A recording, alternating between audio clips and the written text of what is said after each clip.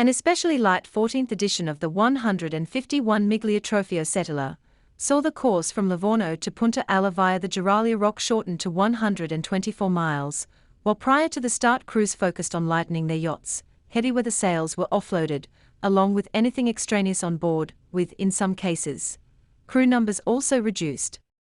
Out on the race course, competitors enjoyed the warmth of an early summer offshore race and a magnificent sunset on Thursday night, but otherwise had to maintain strict concentration in order to hunt out every available zephyr in the otherwise weak fickle conditions.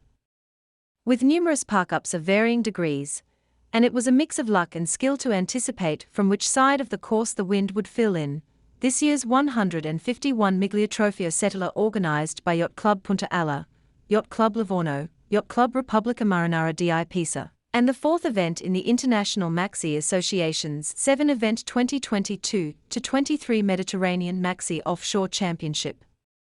Coming out on top among the 13 Maxi entries in the full fleet of 180 in this light, stressful race, was Giancarlo Gianni's much-campaigned Durlindana 3, winning by a substantial 1 hour 21 minutes 4 seconds, under IRC-corrected time.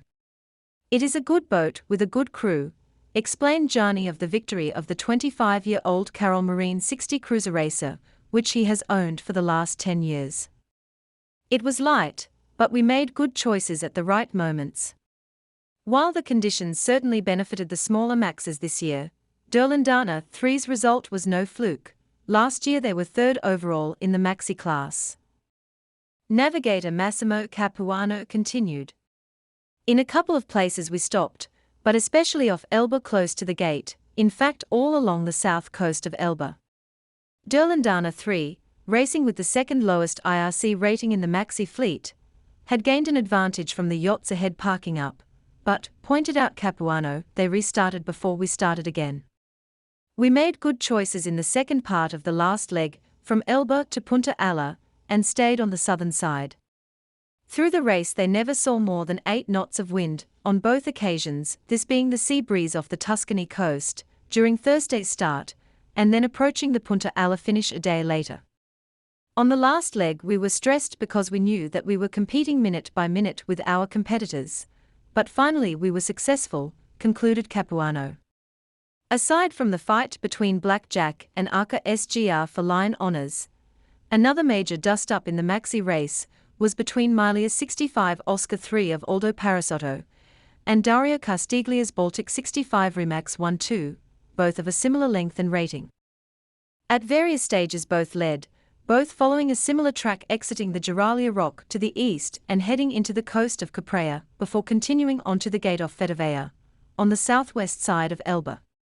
Ultimately their competition was decided on the final leg, where Remax 1-2 split from her rival, erring north, but this was to Oscar 3's advantage, Aldo Parasotto's team crossing the line 16 minutes ahead, correcting out under IRC to a 20-minute 40-second advantage. In the final tally, Oscar 3 and Remax 1-2 completed the Maxi class podium, Oscar 3 runner-up for a second consecutive year. "We stopped 3 times," said Parasotto. "The first was before Gorgona, halfway to Giraglia, and the second was just before Giraglia, and then we stopped for 4 hours off Elba in the morning. The most breeze we saw was 7 to 8 knots. We had a good race with Remax, she performs well. We rate the same. We are better upwind, but they have a good boat with a good team. In fact one of their team is tactician Andrea Carsali, who originally sailed with Oscar 3, but who has since jumped ship for no more sinister reason other than Remax 1-2's owner, Dario Castiglia, is a close relative of his." As to their race, Carsali recounted, "We were very lucky approaching Elba before the gate off Punta Fedavea, because everyone rounded it wide, but we found some breeze and were also able to take a short cut." However, he admitted that on the final leg between Elba and Punta Ala, we missed the shift.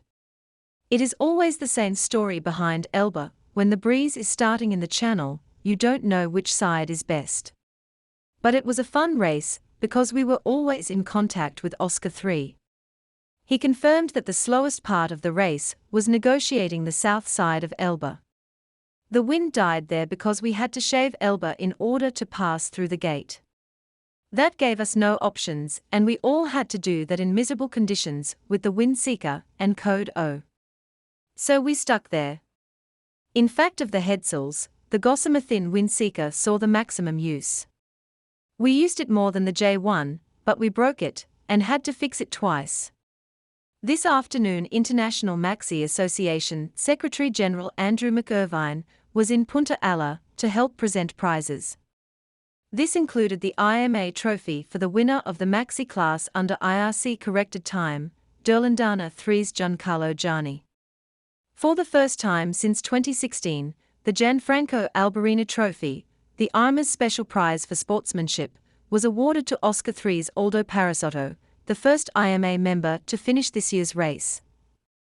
Next in the International Maxi Association's 7-event 2022-23 Mediterranean Maxi Offshore Championship will be the Rolex Giraglia Offshore Race, starting from Saint-Tropez on the 14th of June, the series concluding with August's Palermo Monte Carlo.